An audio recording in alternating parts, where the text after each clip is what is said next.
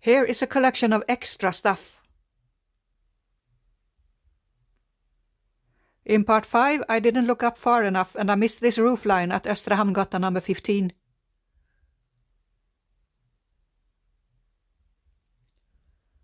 I also missed this canopy at Kronhusgatan number 14. In part 8 I missed these brick decorations at Övre Spannmålsgatan number 2A. And in part 12 I missed these railings in a playground. Also, the poet Wadman lived in a shack here in the early 1800s. In part 13, these balconies were obscured by a building site.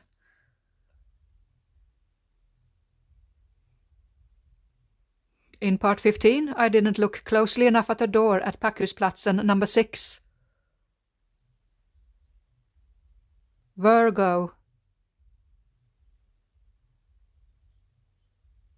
Leo.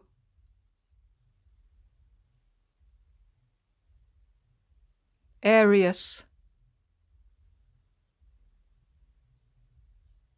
Cancer.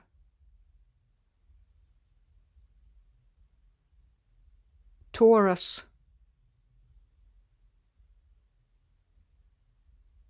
Gemini.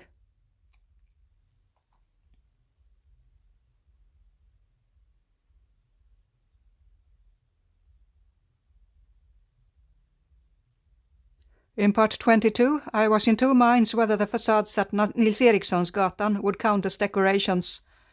Also, the mall comprises city blocks the hay scales, the merchant and the Crown Bakery. Here are lines on asphalt at Spannmålsgatan. In part 23, these cobble patterns at Packhuset were hidden.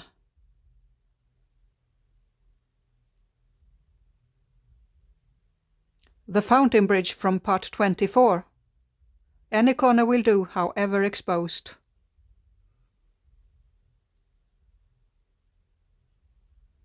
In part 26, the entire house was restored almost immediately after I took my photos, before and after.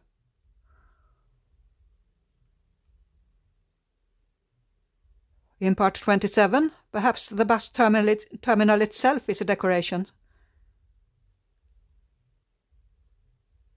Inside the terminal, these tree barriers were added after part 27 was completed. In part 28, I missed this plaque in the middle of the square.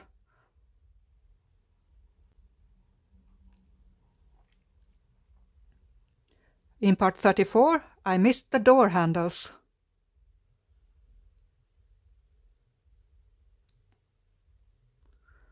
In part 48, the Freemason was partly obscured by awnings. Here it is uncovered. In part 49, the door at Kronhusgatan number 3 was closed. Here it is opened.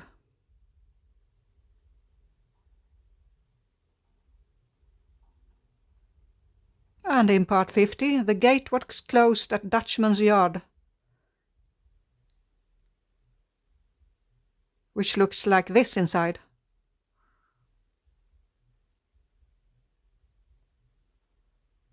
And at Drottninggatan number 9, the gate was also closed.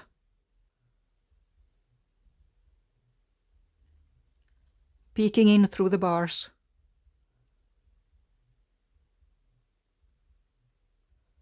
In part 53, this part of the block was wrapped in plastic.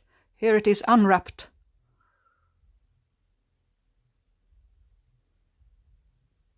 In part 54, the gate at Vallgatan number 15 was closed, and rather boring too.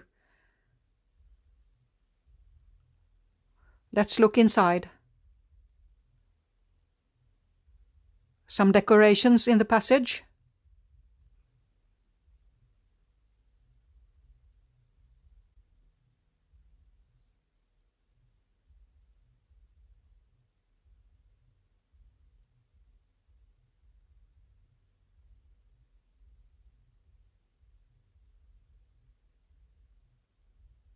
And in the mews.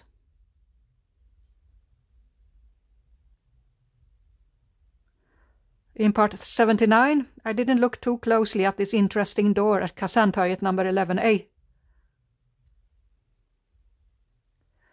And this concludes the first part of the story.